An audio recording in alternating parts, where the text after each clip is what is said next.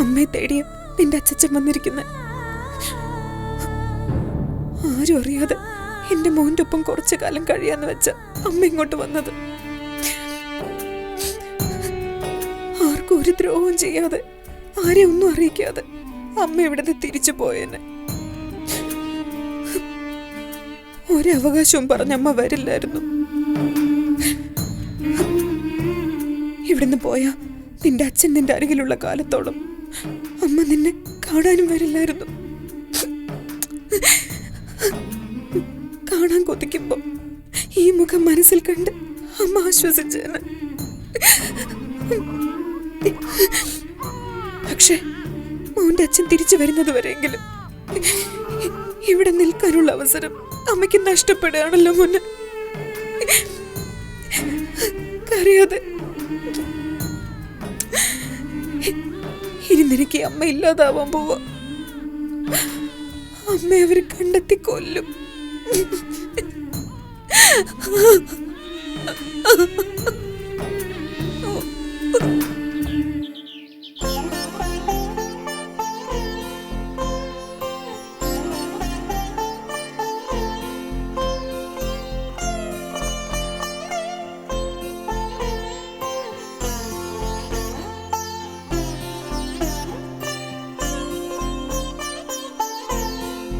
ഇത് കണ്ടോ?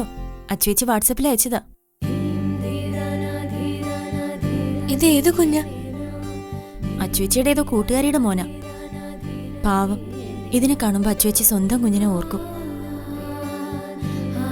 നീ ഇങ്ങതാ, ഞാനൊന്ന് നോക്കട്ടെ. ഞാനിപ്പോ വരാം, നീ നോക്ക്.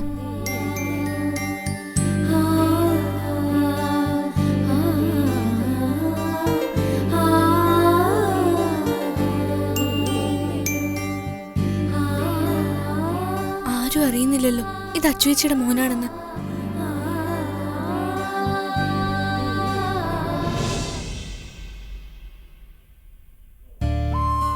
മോനെ, എണീക്കടാ. നിന്റെ അച്ഛനും അമ്മമ്മയും പോകുന്നത് കാണണ്ടേ മോനെ? ആലിസേ, മോൻ ഉണർന്നില്ലല്ലേ? ഇല്ല. ആലിസെ പോകാൻ ആഗ്രഹിച്ചിട്ടല്ല പോകുന്നത്. 2 ദിവസം കൊണ്ട് പിരിയാനാവാത്ത വിധം മോനുമായി അടുത്തു. അവനോട് അടുത്താൽ അങ്ങനെയാ മാഡം. ഇനി 2 ആഴ്ച കൂടുമ്പോൾ ഞാൻ എൻ്റെ മോനെ കാണാൻ വരും. ആലീസ് ഇവിടെ ഉള്ളതൊരു ഭാഗ്യമായിട്ടാണ് ഞാൻ കരുതുന്നത്. ആലീസ് അവനെ പ്രസവിച്ചിട്ടില്ലെന്നേ ഉള്ളൂ. നിരഞ്ജനയേക്കാൾ ഇവനടുപ്പം നിന്നോടാണെന്ന് എനിക്കറിയാം. നിരഞ്ജനയ്ക്ക് മുലപ്പാലില്ല, അതൊരു കാരണം തന്നെയാ. ആലീസ് ഇവിടെ വിട്ടു പോവരുത്. ഇപ്പൊ ആലീസിന്റെ ബലത്തിലാ കുഞ്ഞുമായി നിരഞ്ജന ഇവിടെ കഴിയുന്നത്. ഞാനായിട്ട് പോവില്ല മാഡം. ആലീസിനൊരു ആവശ്യം വന്നാ എന്ത് സഹായത്തിനും ഞാനുണ്ടാവും. എന്നോടൊന്ന് പറഞ്ഞാൽ മാത്രം മതി. നിരഞ്ജനെ ആലീസിനെയും ഞാൻ 2ആയിട്ട് കണ്ടിട്ടില്ല. പിന്നെ ആലീസ്, ഇതൊരു പ്രതിഫലമായി കരുതാൻ പാടില്ല. ആവശ്യങ്ങൾ നിറവേറ്റാൻ പണം തന്നെ വേണം. ആലീസ് ഇത് വെച്ചോ, എന്റെ മനസ്സ് നിറഞ്ഞു ഞാൻ തരുന്നതാ. എനിക്ക് വേണ്ട മാഡത്തിന്, മറ്റൊന്നും തോന്നരുത്. ഞാൻ ചെയ്യുന്ന ജോലിക്ക് നിരഞ്ജനമ്മയുടെ ശമ്പളം തരുന്നുണ്ട്. 1 മാസത്തെ അഡ്വാൻസും ഞാൻ വാങ്ങിയിട്ടുണ്ട്. ആലീസ് ഇത് തന്നെ പറയുമെന്ന് എനിക്കറിയാം. പണം കൊണ്ട് ആർക്കും വിലയിടാൻ കഴിയില്ലെന്നും എനിക്കറിയാം. പക്ഷെ ഇതെന്റെ സന്തോഷത്തിന് വേണ്ടിയാ. ഇങ്ങനെയല്ലാതെ ആലീസിനോട് സന്തോഷം പ്രകടിപ്പിക്കാൻ എനിക്ക് വേറെ വഴിയില്ല. ഞാനിത് വാങ്ങിയെന്ന് മാഡം കരുതിയാൽ മതി. പോരാ, ആലീസ് എന്റെ കയ്യിൽ നിന്ന് ഇത് വാങ്ങണം.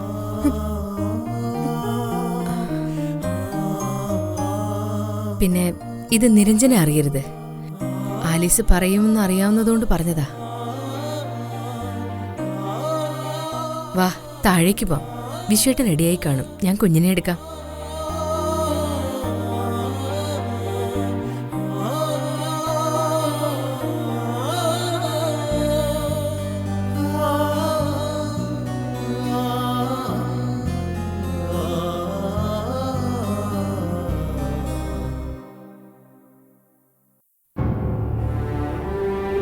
അച്ഛനെന്തിനാ അതേപ്പറ്റി പിന്നെയും ടെൻഷനാവുന്നേ? നീ കരുതുന്ന പോലെ അല്ല കാര്യങ്ങൾ. ഈ സമയം വരെ നിങ്ങളുടെ താല്പര്യത്തിന് ഞാൻ കൂട്ടുനിന്നു. ഗീത ഉൾപ്പെടെ എല്ലാവരും നിന്റെ ഡെലിവറിയെ പറ്റി അറിഞ്ഞു. ജനിച്ചത് ആൺകുഞ്ഞാണെന്നും എല്ലാവരും മനസ്സിലാക്കി കഴിഞ്ഞു. ഇനി കുഞ്ഞിന്റെ കാര്യത്തിൽ കള്ളം പറഞ്ഞെടുക്കാൻ നമുക്ക് കഴിയില്ല. നമ്മുടെ മോനെ തേടി ഇനി ആരും വരില്ല അച്ഛാ. വരില്ലെന്ന് നമുക്ക് വിശ്വസിക്കാം. പക്ഷെ ഒരു കരുതൽ വേണം. സുധിക്കിതൊന്നൊരു വിഷയമേ അല്ല. കുഞ്ഞിന്റെ പേരിൽ നാളെ ഒരു ഇഷ്യൂ ഉണ്ടായാൽ അതിന്റെ അവമാനം എനിക്കാ. പിന്നെ ഞാൻ ജീവിച്ചിരുന്നിട്ട് കാര്യമില്ല. എടുത്തു ചാടി നിങ്ങൾ ചെയ്ത ഓരോ കാര്യങ്ങൾക്കും ശിക്ഷ അനുഭവിക്കാൻ പോകുന്ന ഞാനാ. ഞാൻ ഇനി പറയാൻ പോകുന്ന കാര്യം നീ ജയന്തിയോട് പറയരുത്. ഇല്ല അച്ഛൻ പറ.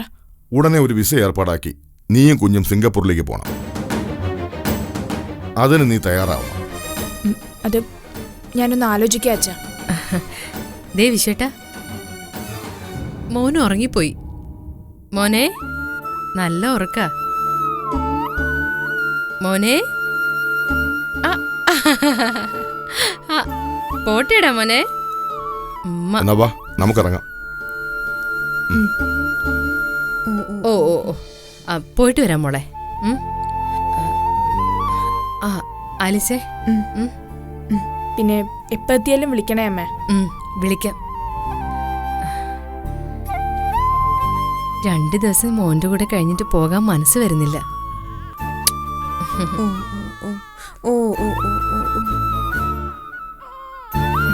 കുഞ്ഞിനെ ഇങ്ങതാ.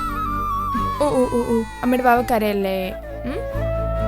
നിന്റെ അച്ഛൻ പറയുവാ തനിച്ചിവിടെ കഴിയാതെ നമ്മൾ ഉടനെ അച്ഛൻ്റെ അടുത്തേക്ക് പോവാൻ.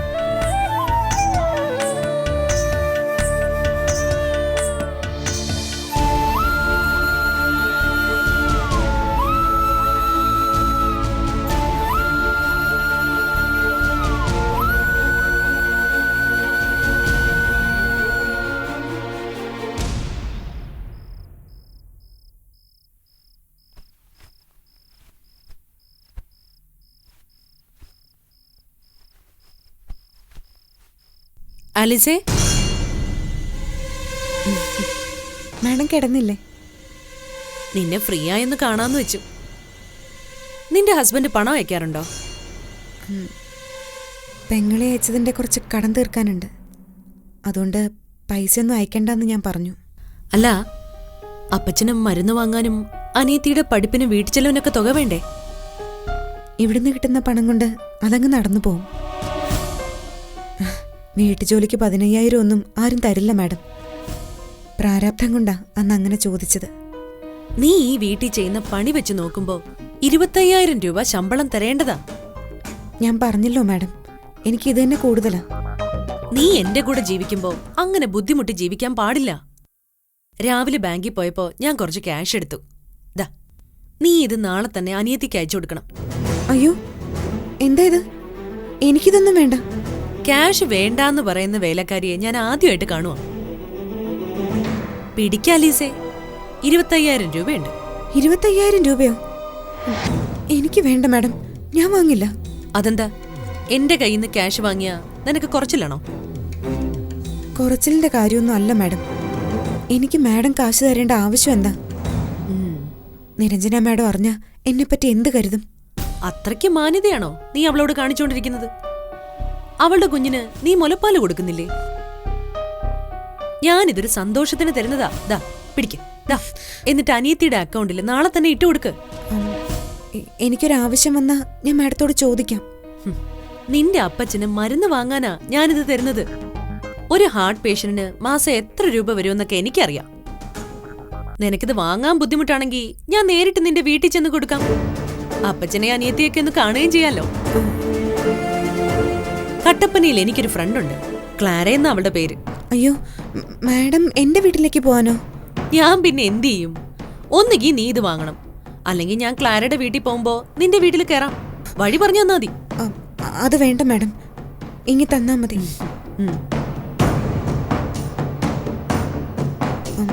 മാഡം അങ്ങോട്ട് ചെന്നാ ഇരിക്കാനൊരു കസേര പോലുമില്ല. ആനി ഒരു ഗ്ലാസ് ചായ ഉണ്ടാക്കാൻ നെട്ടോട്ട് ഓടും. നിന്റെ അവസ്ഥ ഇത്രയും പരുങ്ങലാണെന്ന് ഞാൻ അറിഞ്ഞിരുന്നില്ല.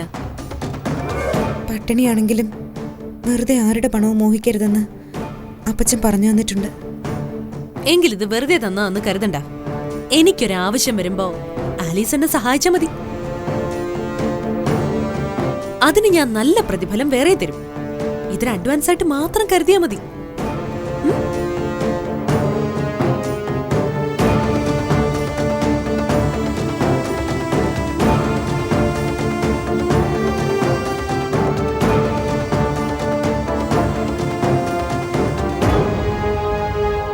അത് ശരിയായ അറിവ് തന്നെയാ. അവളുടെ പഠിപ്പ് വെച്ച് അക്കൗണ്ടന്റ് പോസ്റ്റ് കിട്ടാൻ സാധ്യതയുണ്ട്. അവള് വലയിൽ കുടുങ്ങിയെന്ന് തന്നെ കരുതാം. ഇനി വലിച്ച് പുറത്തിട്ടാ മാത്രം മതി. അതിന് സുഗതന് കഴിയും. വലിയ ടീ കമ്പനികളൊക്കെ മൂന്നാറിലുണ്ട്. പക്ഷേ അർച്ചനയെ പോലൊരു പെണ്ണിന് അവിടെ ചെന്ന് കയറാൻ പറ്റില്ല. അതിനാരെങ്കിലുമൊക്കെ റെക്കമെൻഡ് ചെയ്യണം. ശക്തമായ ഇടപെടലുണ്ടെങ്കിലേ അവിടെ ഒരു ജോലി കിട്ടും. ആരോ അവളുടെ പിന്നിലുണ്ട്. അവരുടെ കണക്ഷൻ വെച്ച് ആ ഡോക്ടർ തന്നെയാണ് പിന്നിൽ. ഉം, അവർ CA സുരേന്ദ്രനെ വിളിച്ച് കുഞ്ഞിനെ കാണാൻ താല്പര്യം കാണിച്ചു.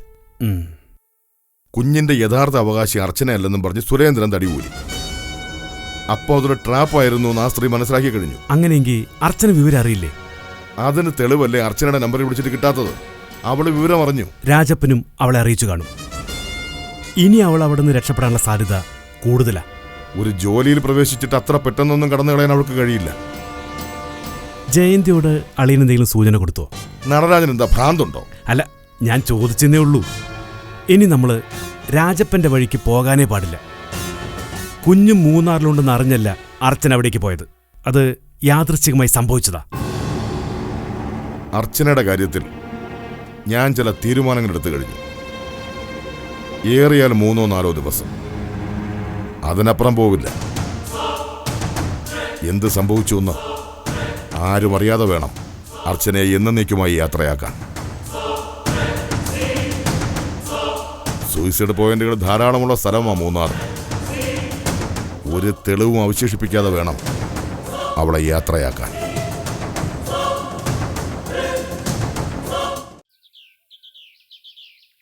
എനിക്കോ സ്നേഹയ്ക്കോ അർച്ചന പറഞ്ഞ ഈ കാര്യങ്ങൾ നിരഞ്ജനോട് സംസാരിക്കാൻ പറ്റുമോ?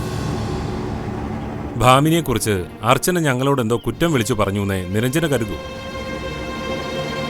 അവിടുത്തെ കാര്യങ്ങൾ ഞങ്ങൾ പിന്നെ എങ്ങനെ അറിയാനാ? ഞാൻ പറയുന്നത് ശരിയല്ലേ? അത് ശരിയാ. മുമ്പൊരിക്കലും സ്നേഹ ഇതേ വിഷയം അവളോട് പറഞ്ഞിട്ടുണ്ട്. ഇപ്പോ നിരഞ്ജനയ്ക്ക് അർച്ചനയിൽ വിശ്വാസവും മതിപ്പും ഉണ്ട്. ഇങ്ങനൊരു സംസാരം ഉണ്ടായാൽ അതിന് കോട്ടം വരും. അതുകൊണ്ടാ സാർ പലതും ഞാൻ കണ്ടില്ലെന്നും കേട്ടില്ലെന്നും നടിക്കുന്നത്. അവരെന്ത് വേണമെങ്കിലും ആയിക്കോട്ടെ, അതെന്നെ ബാധിക്കുന്ന കാര്യമല്ല. പക്ഷേ കുഞ്ഞിനെ അവരെ ലക്ഷ്യം വെച്ച് നീങ്ങിയാൽ ഞാൻ എങ്ങനെ അത് കണ്ടില്ലെന്ന് നടിക്കും? അതിന് ഇപ്പൊ എന്താ ഉണ്ടായത്? ഇന്നവര് പറഞ്ഞത് കുഞ്ഞ് നിരഞ്ജനയുടേതല്ലെന്ന്. അവരുടെ മനസ്സിൽ ചില സംശയങ്ങൾ വീണിട്ടുണ്ട്. നിരഞ്ജന പ്രസവിച്ചിട്ടില്ലെന്ന് വരെ അവര് പറഞ്ഞു. ഇന്നലെ രാത്രി അവരെന്റെ മുറിയിലേക്ക് വന്നിരുന്നു. അപ്പച്ചൻ സുഖമില്ലാതെ കിടക്കുകയില്ലെന്നും പറഞ്ഞ് 25,000 രൂപ വെച്ച് നീട്ടി. ഞാനത് വാങ്ങാതിരുന്നപ്പോ പിന്നെ ഭീഷണിയായി. ഒടുവില് എനിക്കത് വാങ്ങേണ്ടി വന്നു. നിരഞ്ജന ഒന്നും അറിയരുതെന്നും അവരുടെ ഒപ്പം നിൽക്കണമെന്നും പറഞ്ഞു. ആ സ്ത്രീയെ പറഞ്ഞു വിടാതെ എന്റെ കുഞ്ഞിന്റെ കാര്യത്തിൽ എനിക്ക് ഒരു സമാധാനവും ഇല്ല സർ. അർച്ചന അവരുടെ ഓരോ നീക്കങ്ങളും ശ്രദ്ധിക്കണം. തെളിവ് സഹിതം പിടിക്കപ്പെട്ടാൽ മാത്രമേ നിരഞ്ജന വിശ്വസിക്കൂ. ഞാൻ ഈ വിവരം സ്നേഹയോടൊന്ന് സംസാരിക്കട്ടെ. എന്നിട്ട് ഈ കാര്യം നിരഞ്ജനയുടെ മുന്നിൽ എങ്ങനെ എത്തിക്കാമെന്ന് ഒരു തീരുമാനം എടുക്കാം. എന്റെ കണ്ണെപ്പോഴും ആ സ്ത്രീയിലുണ്ടാവും സർ. ശരി അർച്ചന.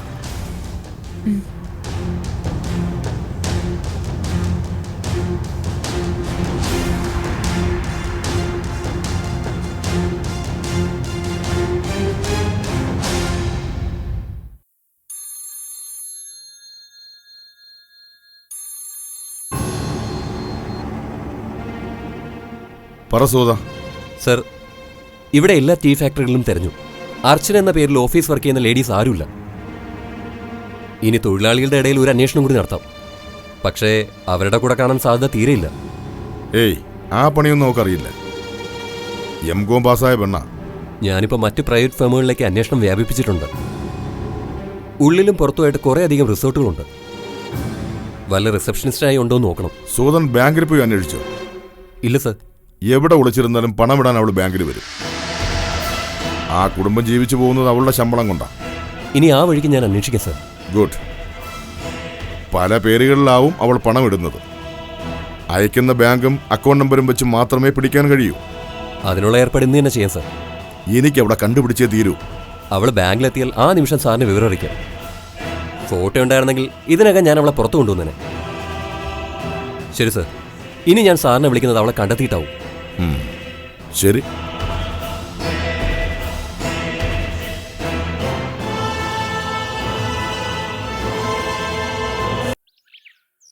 ആ, ഞാൻ ഈവനിങ്ങിൽ നേരത്തെ എത്താം. അപ്പൊ എല്ലാം പറഞ്ഞതുപോലെ. Okay, then see you. Bye. Aunty ഇവിടെ ഉണ്ടായിരുന്നോ? ഞാൻ കരുതി ക്ലബ്ബിൽ പോയെന്ന്. വൈകിട്ടൊരു ഫംഗ്ഷൻ ഉണ്ട്, പോണം. ആ, പിന്നെ സുധിയുടെ വരവെന്തായി? സുധി വരൂ ആന്റി. 2 മാസത്തിനുള്ളിൽ സുധി ഇങ്ങെത്തും. സുധി ഇവിടുന്ന് പോണ്ട ഒരു കാര്യമില്ലായിരുന്നു. ഇതിപ്പോ ജീവിതം അടുത്ത് പോയതുപോലെ ഉണ്ടല്ലോ. അതെന്താ ആന്റി അങ്ങനെ പറഞ്ഞു? മാന്യമായൊരു ജോലി സുധിക്ക് ഇവിടെയുണ്ട്. വിദേശത്ത് പോയി പണം സമ്പാദിക്കേണ്ട ആവശ്യമില്ല. വിസിറ്റിംഗ് വിസയിൽ പോയെന്നാ ഞാൻ ആദ്യം കേട്ടത്. പിന്നെ കേൾക്കുന്നത് ജോലിക്ക് കയറിയെന്ന്. മറ്റുള്ളവരെന്താ മോളെ വിചാരിക്കുന്നത്?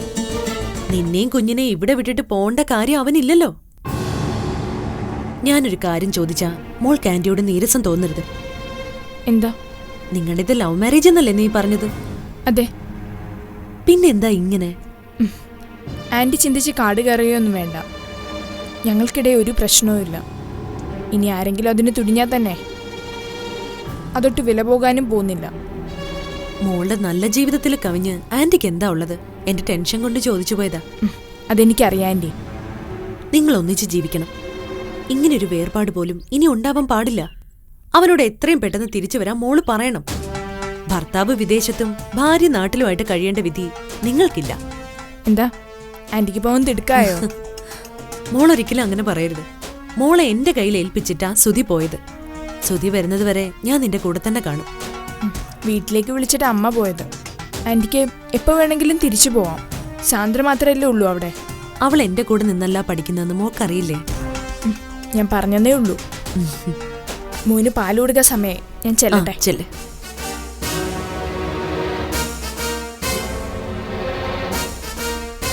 ഈ ഒരു ദിവസം കൂടിയേ നീ അതിനെ ഊട്ടി ഓർക്കും.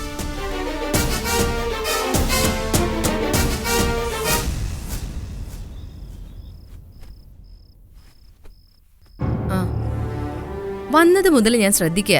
എന്താ ഒരു മൂഡ് ഓഫ്? ഓരോ ദിവസം ഓരോ തലവേദനകളല്ലേ. ആ ചേരിയിലെ പെണ്ണിന്റെ മരണം നടന്നിട്ട് ദിവസം 4 ന്യൂസിൽ കാണുന്നില്ലേ? അന്യസംസ്ഥാന തൊഴിലാളികൾ എന്ന് ഈ നാട്ടിലേക്ക് വന്നോ അന്ന് തുടങ്ങിയ തലവേദനയാ പോലീസിന്. ആ, അത് പോട്ടെ. റോസരി ബംഗ്ലാവിൽ എന്തുണ്ട് വിശേഷം? സുധി വരുന്നുണ്ട് അടുത്തെങ്ങാനും? സുധിയെ തിരിച്ചു കൊണ്ടുവരാൻ നമ്മളൊരു ഉപായം കണ്ടെത്തിയേ തീരൂ. ഭാമിനിയുടെ ധൈര്യത്തിലാവൻ പോയത്. ആ സ്ത്രീ എനിക്ക് തീരെ ഇഷ്ടമല്ല. നിരഞ്ജനയ്ക്കും സഹിയിട്ടെന്ന് അവളുടെ പെരുമാറ്റം കണ്ടാൽ അറിയാം. ക്ഷണിച്ചു വരുത്തിയല്ലേ, സഹിച്ചേ പറ്റൂ. അവരവിടെ വന്നതല്ലേ ഉള്ളൂ. അതിനിടയിൽ ഇത്രയും കണക്ഷൻ അവർക്ക് എവിടെ നിന്നുണ്ടായെന്നാ എനിക്ക് മനസ്സിലാവാത്തത്.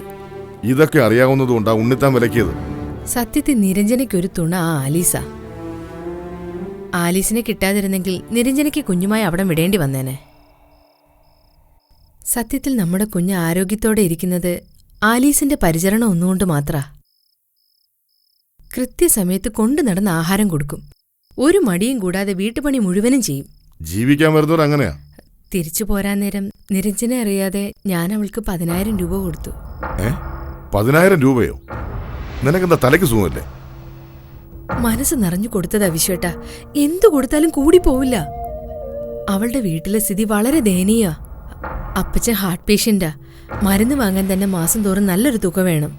കൂടാതെ അനീത്തി ഡിഗ്രിക്ക് പഠിക്കുന്നു. അങ്ങനെ എന്തെങ്കിലും കൊടുക്കാൻ തോന്നിയാൽ തന്നെ കുറച്ച് കാശ് എന്തെങ്കിലും കൊടുത്താ പോരെ? സാരമില്ല വിശ്വേട്ടാ. മറ്റാരെങ്കിലും ആയിരുന്നെങ്കിൽ 2 കൈ നീട്ടി വാങ്ങിയേനെ. അവളത് വാങ്ങാൻ കൂട്ടാക്കിയില്ല. ഏറെ നിർബന്ധിച്ചാ ഞാൻ അത് അവളുടെ കയ്യിൽ വെച്ചു കൊടുത്തത്. അന്നേരം അവളുടെ കണ്ണ് നിറഞ്ഞുപോയി. എവിടെ കാണാൻ കിട്ടി ഇങ്ങനൊരു സർവന്റിനെ? നിരഞ്ജനെ അവളെ അങ്ങനല്ല കാണുന്നത്.